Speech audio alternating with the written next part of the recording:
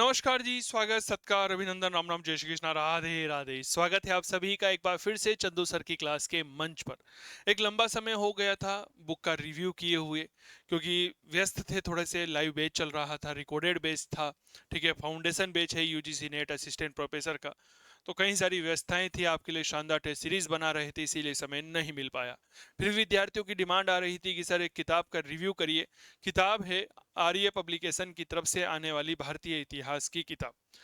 मेरे दोस्त, इतिहास का कोई ऐसा विद्यार्थी नहीं है जिसने यह किताब नहीं पढ़ी हो। मैं 2007 से इस किताब को फॉलो कर रहा हूँ। ये इनका पहला एडिशन था, ठीक है, जो मेरे पास है यहाँ पर, ठीक है। इसके बाद इनके द्वारा प्रकाशित किया गया था यह एडिशन 2020 में, और फिर लेटेस्ट जो रीप्रिंट वाला एडिशन आया है वो ये वाला है, ठीक है। यह हालांकि है पुराना ही, इसे रीप्रिंट किया गया है, तो इसी किताब का हम आज रिव्यू कर रहे हैं, ठीक है। इसमें क्या सही है, क्या गलत है, और किस तरह से ये किताब हमारे लिए उपयोगी है, क्या अच्छाइयाँ हैं, क्या कमियाँ हैं, उनके बारे में जानेंगे। तो भारतीय इतिहास आर्य कंपटीशन टाइम्स की तरफ से आती है, तो आज इसका रिव्यू करते हैं और जानते हैं इस किताब की क्या अच्छाइयाँ हैं और क्या कमियाँ हैं। किताब में कभी कोई कमी नहीं होती, ये बात हमेशा याद रखिएगा, क्योंकि लेखक जो है पूरा मनोचित जो है वह लगा करके किताब लिखता है। तो चलिए शुरू करते हैं। और एक बात और बता दूं, कैसा लगा वीडियो ये भी हमें जरूर बताइएगा, ठीक है। चलिए शुरू करते हैं। तो चलिए मेरे प्यारे साथियों, आज हम रिव्यू कर रहे हैं भारतीय इतिहास, जो आर्य कंपटीशन टाइम्स की तरफ से किताब आती है। हालांकि राजस्थान में ही नहीं अपितु हिंदी भाषी राज्य जहां पर इतिहास पढ़ा जाता है उन विद्यार्थियों के लिए एक रामबाण है, एक गीता की तरह है यह किताब, और काफी लोकप्रिय है। यह किताब उन विद्यार्थियों में लोकप्रिय है जो आरपीएससी फर्स्ट ग्रेड के साथ साथ विभिन्न पीजीटी परीक्षाओं की तैयारी कर रहे हैं, यूजीसी नेट की तैयारी कर रहे हैं, असिस्टेंट प्रोफेसर की तैयारी कर रहे हैं। तब से यह किताब बड़ी लोकप्रिय है। अब मैं थोड़ा सा अपने बारे में बता देता हूं।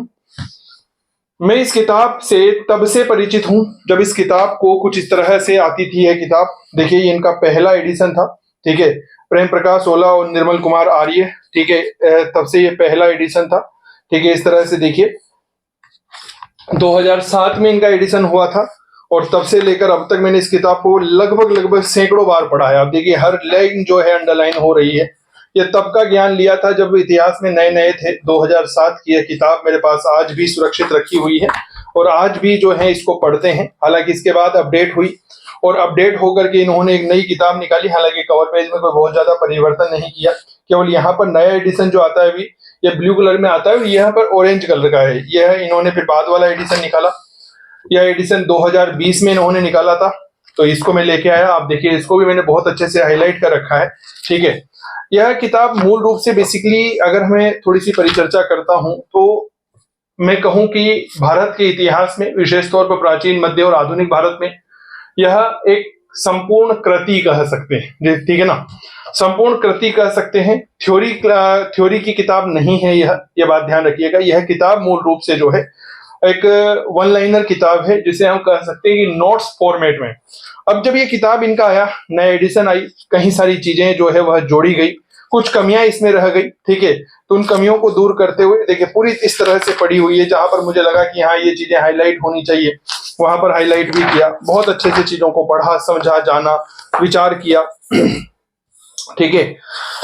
नोट्स टाइप में कह सकते हैं हम इस किताब को। फिर उन्होंने इस किताब की कमियों को दूर किया, और दूर कर करके एक नया एडिशन ये वाला निकाला, भारतीय इतिहास। पहले यहाँ पर आर्य कंपटीशन टाइम आता था, फिर भारतीय इतिहास कर दिया बड़ा हाईलाइट, और आर्य कंपटीशन टाइम्स कर दिया। इस किताब में मूल रूप से 2025 में है सर, 640 रुपए एमआरपी है। पेपर क्वालिटी जो है एवरेज है, ना तो बहुत अच्छी है ना बहुत खराब है, ठीक है। आईएसबीएन नंबर है। 3 लेखक हैं, पहले 2 ही हुआ करते थे, प्रेम प्रकाश ओला जी, निर्मल कुमार आर्य जी। अभी बीएल बाजिया जी जो है वह भी इसमें जुड़े हुए हैं, ठीक है। इस किताब की शुरुआत प्राचीन भारत के अध्याय प्रागैतिहासिक काल से होती है। लगभग 615 पेज की ये किताब है। फिर मध्यकालीन भारत आ जाता है इसमें, लगभग मोटा मोटी अगर मैं बात करता हूं तो। फिर आधुनिक भारत है, जिसमें अंतिम टॉपिक हमारा आता है संविधान निर्माण और इसकी प्रमुख विशेषता, ठीक है। चलिए, अब जब हम प्रागैतिहासिक काल को पढ़ते हैं तो बहुत अच्छे से इसको इन्होंने डायग्राम के साथ, मानचित्रों के साथ में, मानचित्र इसमें नहीं है, माफी चाहूंगा, डायग्राम है, सारणियां हैं, ठीक है। इस तरह से इसको दे रखा है, ठीक है। जैसे अलग से कोई चीजें हाईलाइट करनी होती है तो वो है। लेकिन अगर आप ये सोच रहे हैं कि आप इस किताब को पढ़ करके जो है अपनी समझ विकसित कर सकते हैं, तो मैं एक बात बता दूं, समझ विकसित करने के लिए हमें थ्योरी किताब पढ़नी होती है। ये वन लाइनर किताब है, आप देखिए यहाँ पर, ठीक है ना। यह इस तरह से है जैसे अगर आप मार्केट में नोट्स खरीदते हैं ना, तो उन्हीं का एक विस्तृत रूप कह सकते हैं जिसको शामिल किया जाता है। अब पूरी किताब को बहुत अच्छे से है, इनके पिछले एडिशन में जो कमियां रह गई थी, एक शब्द दूसरे के ऊपर आ गया था, वो टाइपिंग एरर हो जाती है, टेक्निकल एरर हो जाती है, उन कमियों को इसमें दूर किया गया है और बहुत अच्छे से सुव्यवस्थित तरीके से यह किताब निकाली गई है। कई प्रकार की सारणियां इसमें हैं।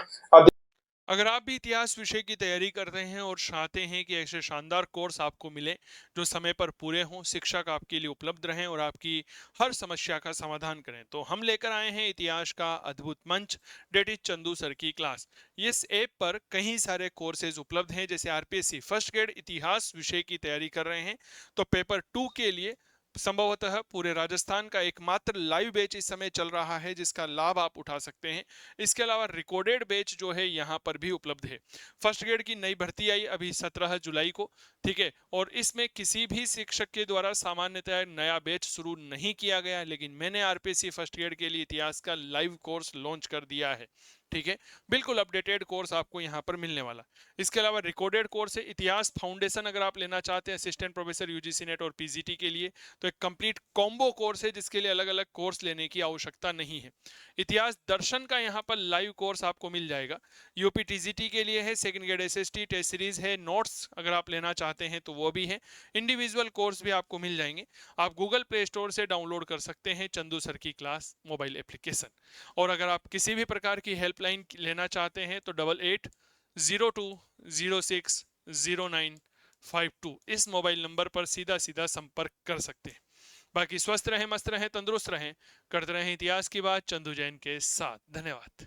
देखिए, जैसे हड़प्पा सभ्यता पढ़ते हैं तो हड़प्पा सभ्यता के बारे में जो विद्वानों के विभिन्न मत हैं काल को लेकर के, वो है सिंधु सभ्यता की विस्तार के क्षेत्र है, जैसे बलूचिस्तान वाला जो है यह कई बार परीक्षाओं में पूछा गया है। निम्नलिखित में से कौन सा सैंधव स्थल बलूचिस्तान में स्थित है? विद्वान सिंधु सभ्यता के निर्माता हो गया, कुछ प्रमुख स्थल हो गया, इस तरह से आप यहाँ पर देखिए।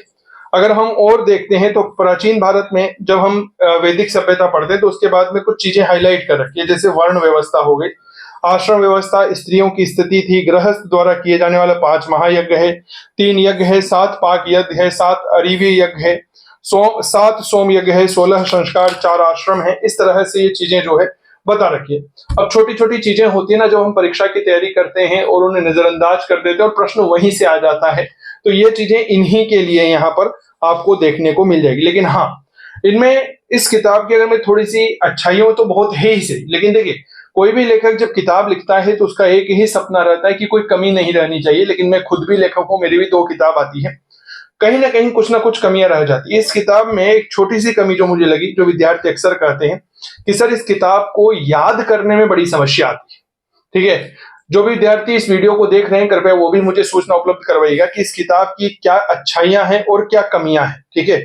तो थोड़ा सा याद करने में दिक्कत आती है, लेकिन अगर आप इस किताब को बहुत अच्छे से हाईलाइट कर करके, अंडरलाइन कर करके पढ़ोगे तो चीजें अपने आप क्लियर हो जाएगी। सीक्वेंस आपको जमाना पड़ेगा, व्यवस्थित करना पड़ेगा, अपने आप को व्यवस्थित, किताब तो व्यवस्थित है, अपने आप को व्यवस्थित करना पड़ेगा और पढ़ने का जो तरीका है वह थोड़ा सा आपको यहाँ पर बदलना पड़ेगा।